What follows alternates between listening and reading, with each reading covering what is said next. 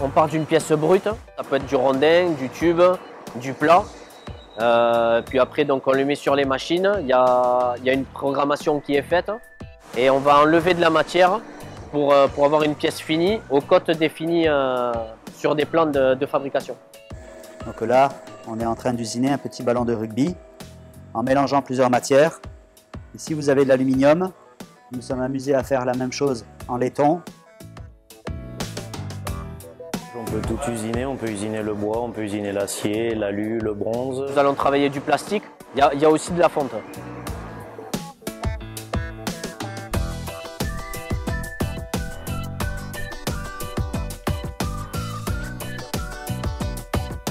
Donc pour différencier les deux métiers, sur du tournage, nous avons la pièce qui va être en mouvement, qui va tourner. Et nous allons avoir les outils qui vont venir couper la matière. Alors que le fraisage, la pièce est fixe et bridée sur la table. Et nous allons avoir les outils qui vont tourner autour.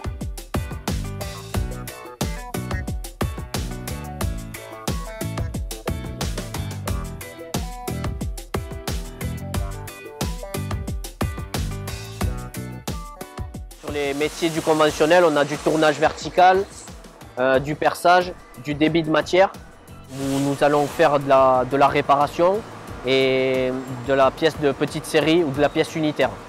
Et nous avons aussi de la découpe oxycoupage sur de la tôle de forte épaisseur, en acier, en inox.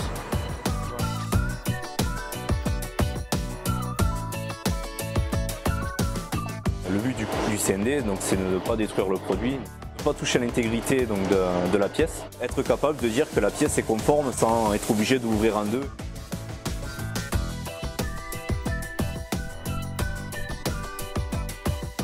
Les métiers de l'usinage passent aussi par le dessin et la programmation. Le technicien méthode va proposer des premiers plans, des premiers jets pour se les faire valider par ses clients. Le technicien méthode va créer la gamme d'usinage, c'est-à-dire les différentes étapes par lesquelles il va falloir passer, les différentes machines sur lesquelles la pièce va évoluer pour arriver jusqu'à une pièce finie.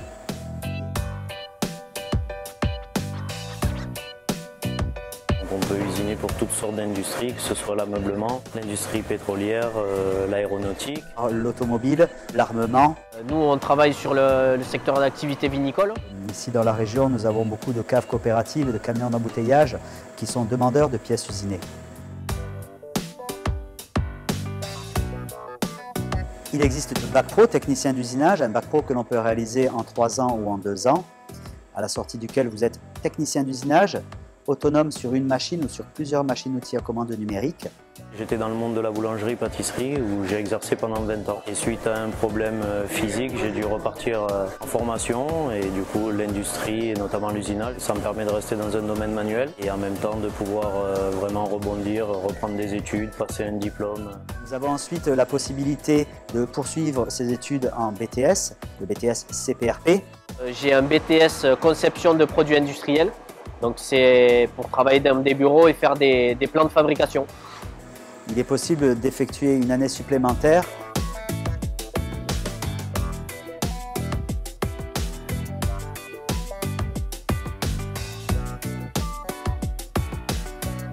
On voit qu'il y a quelques années, nous avons des machines conventionnelles où c'est que l'opérateur vraiment façonnait sa machine avec ses propres mains.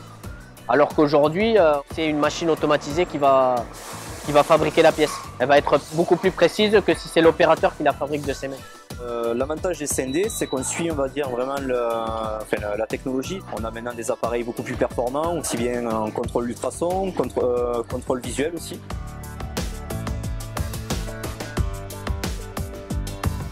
À la sortie d'une formation d'usinage, l'employabilité est très bonne.